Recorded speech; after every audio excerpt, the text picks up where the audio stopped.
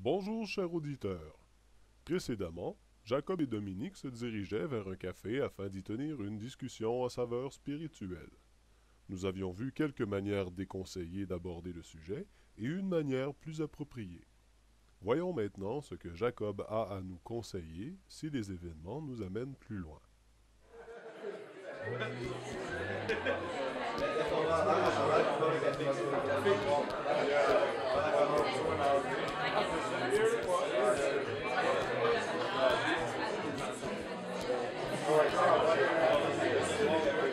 Premièrement, c'est important d'être attentif, prendre le temps d'écouter la personne, d'essayer de connaître son contexte, sa famille, ses croyances, ses intérêts. Dans le fond, le but, c'est la connaître.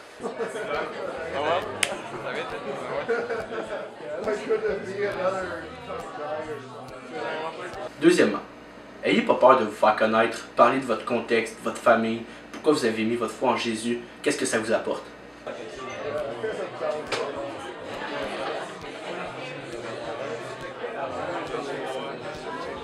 Bon, là on connaît la personne, elle nous connaît un peu plus et on connaît la croyance de l'autre. Mais si on en reste là, on va se regarder avec des yeux de poisson puis on va se mettre à parler de la météo. Donc il faut approfondir la conversation, poser des questions et faire réfléchir notre interlocuteur.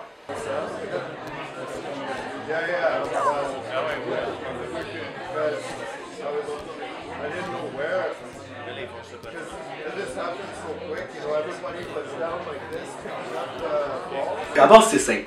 Il faut que vous viviez votre foi dans tous les aspects de votre vie, puis quand vous allez arriver pour en parler avec quelqu'un, ça va être naturel.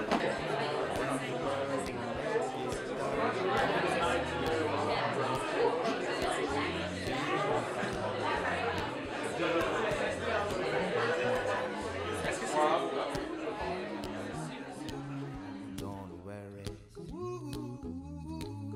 be happy. Don't worry, be happy.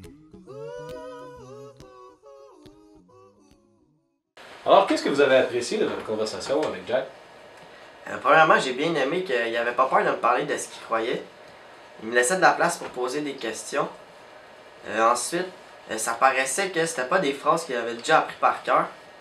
Puis finalement, ben, je sentais pas qu'il essayait de m'embarquer dans quelque chose non plus.